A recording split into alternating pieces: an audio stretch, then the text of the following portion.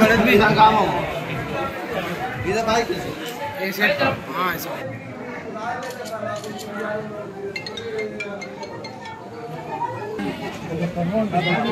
सब तो बोल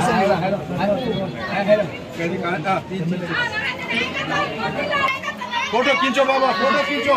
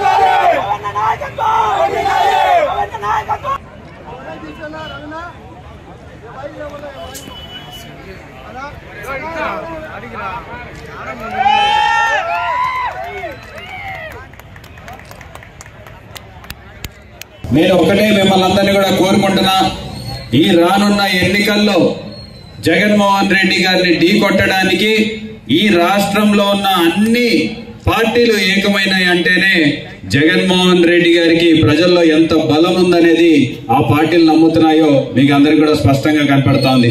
నిజంగా జగన్మోహన్ రెడ్డి గారి పరిపాలన బాలేకపోయిందంటే తెలుగుదేశం పార్టీ ఒంటరిగా వచ్చేవాడు.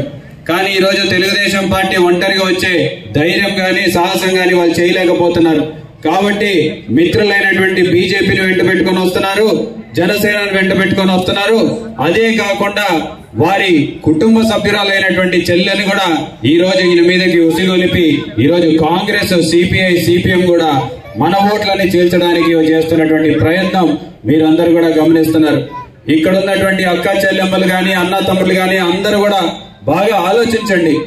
ఈ యొక్క ప్రభుత్వం ఏర్పడినప్పటి నుంచి 2019లో మీకు ఇచ్చినటువంటి హామీల ప్రకారం అమ్మఒడి గాని, చేయూత గాని, చేదోడు గాని, ఆసరా గాని, రైతు భరోసా గాని, విద్యా దీవెన గాని, వసతి దీవెన గాని, విద్యా కానుక గాని, ఈబీసీ నేస్తం గాని, జగనన్న తోడు గాని, లేకపోతే ఇంటికాడికి పెన్షన్లు రావడం గాని, ఇంటికాడికి రేషన్ బండి రావడం గాని, ఇంటికాడికి వాలంటీర్ వ్యవస్థ రావడం కానివ్వండి, లేకపోతే వార్డుల్లో సచివాలయాలు ఏర్పాటు చేయడం గాని, ఈ ప్రభుత్వానికంటే ముందు చంద్రబాబు నాయుడు గారు పరిపాలన చేసినాడు. మరి అప్పుడేమన్నా ఇవన్నీ దీనిలో ఒక్కటన్నా ఉందా అనేది ఒక్కసారి ఆలోచించమని చెప్పి కోరుతున్నా.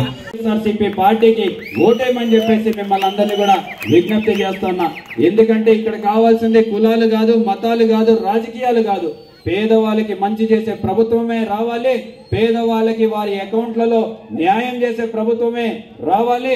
జగనన్న లాగా అకౌంట్లలో డబ్బులు వేస్తే ఒక్క రూపాయి కూడా అవినీతికి తావు లేకుండా చేసే ప్రభుత్వమే రావాలి. ఇంటికాడికి అవ్వాతాతలకి ఇంటికాడికి పెన్షన్ ఇచ్చే ప్రభుత్వం రావాలి. ఇంటికాడికి రేషన్ పంపించే ప్రభుత్వం రావాలి.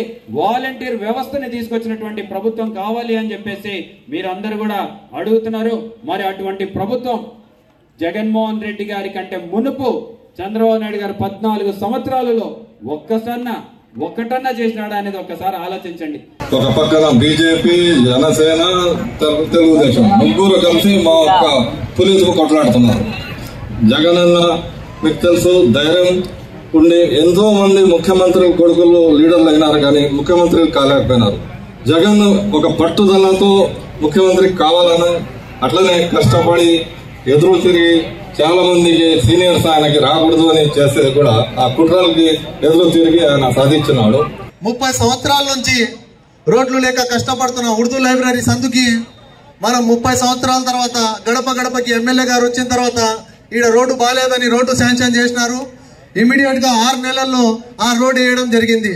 అదే విధంగా గత ప్రభుత్వంలో పెండింగ్ లో ఉన్న రోడ్లని అవి కూడా కంప్లీట్ చేయడం జరిగింది. దాని తర్వాత మళ్ళా ఎన్నో సంవత్సరాల నుంచి శ్రీనివాస్ నగర్ లో రోడ్ లేకపోతే అక్కడ ఆ సందులలో కూడా రోడ్లు వేయడం జరిగింది.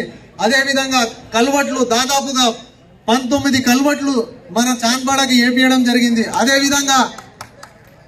విధంగా డ్రైన్స్ లేని చోట డ్రైన్స్ అన్ని కొత్తగా మరమ్మత్తు చేసి మొత్తం వెళ్లేటట్టుగా మంచి డ్రైన్స్ వేపియడం జరిగింది. రవి గారు ఎమ్మెల్యే నుంచి ఎన్ని ఫండ్స్ ఇచ్చారంటే ఓన్లీ చాన్బాడకే కనీసం అంటే 1,05,00,000తో పని చేసినాం. ఒక కల్వర్ట్ ఇడిచిపెట్టలేదు, ఒక రోడ్ ఇడిచిపెట్టలేదు, ఒక డ్రైనేజ్ అనేది లేదు. కానీ ఆఖరికి స్తంభాలు కూడా, లైటింగ్స్ కూడా ఇవన్నీ ఎట్లా మన వైసీపీ ప్రభుత్వం ఉన్నందుకు, మన ఎమ్మెల్యే రవి కిషోర్ గారి ఉన్నందుకు, ఇక్కడ మన కౌన్సిలర్ గారు అన్నీ ఉన్నారు కాబట్టి డెవలప్ చేస్తున్నాయి. ఆ హక్కుతోనే మీ దగ్గరికి వస్తున్నాము. ఆ పని చేస్తున్నాం కాబట్టి ధైర్యంతోనే ప్రతి గడప ప్రతి వ్యక్తికి మనం ఓటు అడుగుతున్నాం. దయచేసి మీరందరూ మరొకసారి మన ఎమ్మెల్యే గారికి అవకాశం ఇచ్చి మళ్ళీ మనకి కావాల్సిన సేవలు చేయించుకోవాలని కోరుతూ